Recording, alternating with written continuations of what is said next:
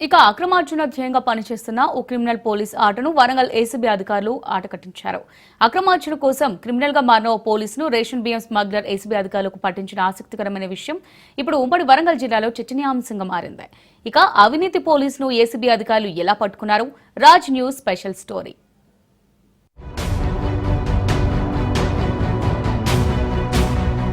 గత ఏడాది అక్టోబర్ 2న సూర్యాపేట నుంచి ఖమ్మం జిల్లా కేంద్రం వైపు పీడీఎస్ రైసును తీసుకెళ్లేందుకు యత్నించారు. లారీని మహబూబాబాద్ జిల్లాలోని దంతాలపల్లి స్టేషన్ పోలీసులు అదుపులోకి తీసుకున్నారు. పీడీఎస్ దందా నిర్వహిస్తున్న లారీ ఓనర్ కిషోర్ తో పాటు ఆసిఫాబాద్ కు చెందిన బియ్యం వ్యాపారి కిరణ్ తో సహా మొత్తం 6గురిపై పోలీసులు కేసు నమోదు చేశారు.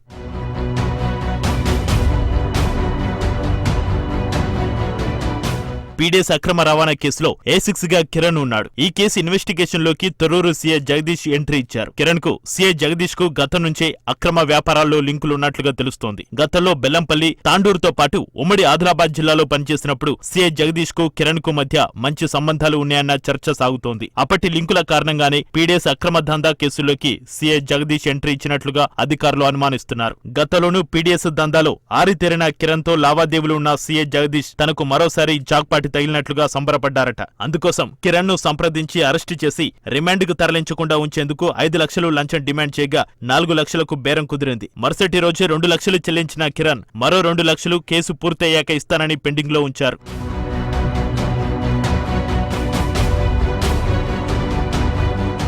భారీగా పీడీఎస్ బియ్యం అక్రమ రవాణాను పట్టుకున్న దంతాలపల్లి పోలీసులు 3 నెలలు గడిచినప్పటికీ నిందితులను అందరినీ అరెస్టు చేయలేదు. బహుశా జగదీష్ బేరం కారణంగానే కేసు మూలకు పడినట్లుగా పోలీసు వర్గాల్లో చర్చ జరుగుతోంది. అయితే కొద్ది రోజుల నుంచి తనకు ఇవ్వాల్సిన మిగతా 2 లక్షల లంచం డబ్బులను వెంటనే ఇవ్వాలని కిరణ్ పై సీఐ జగదీష్ ఒత్తిడి తేవడం ప్రారంభించాడు. గతంలోనూ కిరణ్ పై ఇలాంటి ఒత్తిడి తెచ్చి సీఐ జగదీష్ లబ్ధి పొందినట్లుగా ఆరోపణలు వినిపిస్తున్నాయి. వేధింపులకు గురి చేయడంతో సీఐ జగదీష్ పై కిరణ్ ఆగ్రహం పెంచుకున్నారు. సీఐ తీరుపై కిరణ్ ఏసీబీని ఆశ్రయించారు. లంచం డిమాండ్ అంశంపై ఫిర్యాదు చేశాడు.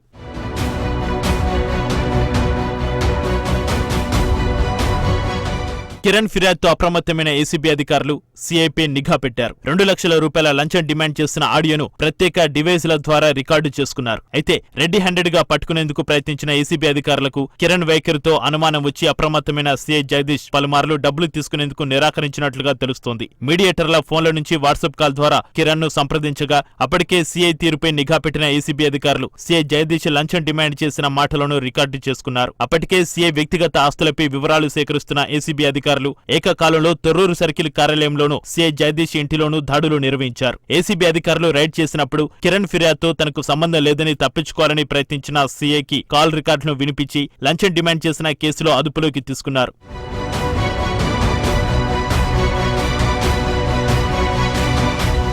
నేరుగా లంచం తీసుకోవడమే కాదు, లంచం డిమాండ్ చేయడం కూడా నేరమే. ఆధారాలతో తొర్రూరు సీఐ జగదీష్ ను ఏసీబీ అధికారులు అదుపులోకి తీసుకోవడం ఇప్పుడు చర్చనీయాంశంగా మారింది. అనేక మంది అధికారులు ఇంకా లంచం ఇస్తే తప్ప పనిచేయని దుస్థితి నెలకొంది. ఈ ఘటనతో అవినీతి అధికారుల గుండెల్లో రైలు పరిగెత్తేలా చేస్తుందని చర్చ సాగుతుంది.